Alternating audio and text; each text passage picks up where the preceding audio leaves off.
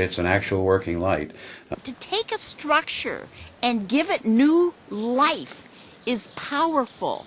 And the fact that what appeals to me about lighthouses is the fact that their sole purpose was to guide and protect mariners at sea. And there's a comfort knowing the light is out there when you need it.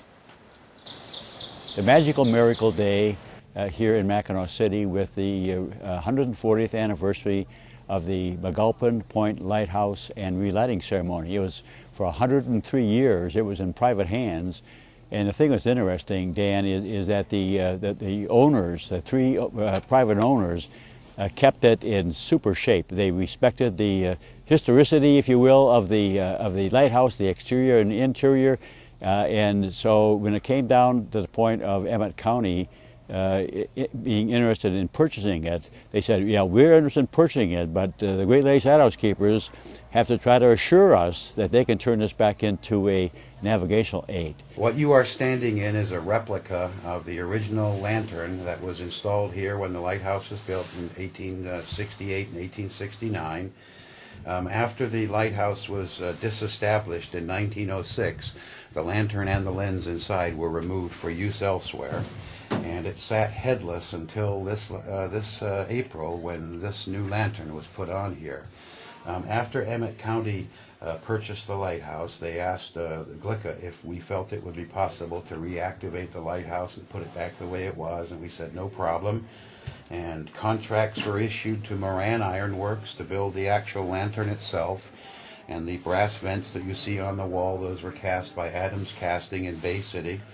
On April 23rd, everything was bought here on trucks, and a big crane lifted all of this in one piece up on top here.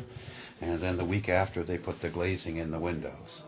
The optic that you see in front of you is made by the Tideland Signal Company in Texas. It's called an MLED 300, and the reason it's called an MLED is because right in front of my finger here, you can see in the center, there's an array of LED lights in there. It's illuminated by those LEDs, and it's called a 300 because from the center of that LED array to the Fresnel lens structure on the outside is 300 millimeters. This light is visible for, depending on its height. If you put this light on a 100-foot lighthouse, it would be able to be seen in about 20 miles. Right now, only being on about a 45-foot lighthouse, it's only visible for 16 miles, and that's because of the curvature of the Earth. Actually, light visibility is more a function of the curvature of the Earth and the distance to the horizon than it is how bright the light is. Because you can take a little LED flashlight and see it 3 miles, you know, on a good dark night. Augustin Fresnel in 1821 designed the technology where he took glass prisms and ground them at different angles, and that same technology is being used here in this new lens. This belt right here sends the light straight out, and it's slightly radiused. Each one of these prisms then is angled differently such that it points down towards the light.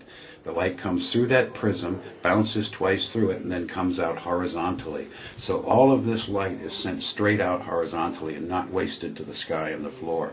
And that's what Fresnel designed in 1821 and became universally adopted in U.S. lighthouses in the 1850s.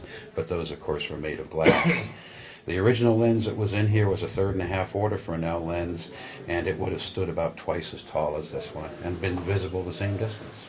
At the end of 2009, I was seeing over 90 Michigan lighthouses. The last 2 or 3 years, we always do a survey after we do the lighthouse cruise or before we even start, how many people are from out of the state of Michigan, and 70 to 80% of the people raise their hands. So very important today, the websites, the internet. These people read about it, and they come from all over America to do these things. And of course, Mackinac City, Mackinac Island is a wonderful tourist destination, and this simply adds another, if you will, like Cedar Point, another roller coaster ride, for them. It's another attraction, and it's been great for everybody. The lighthouse people win, the motel and the people that look for tourists in town depend upon this, so it's been win-win for everybody.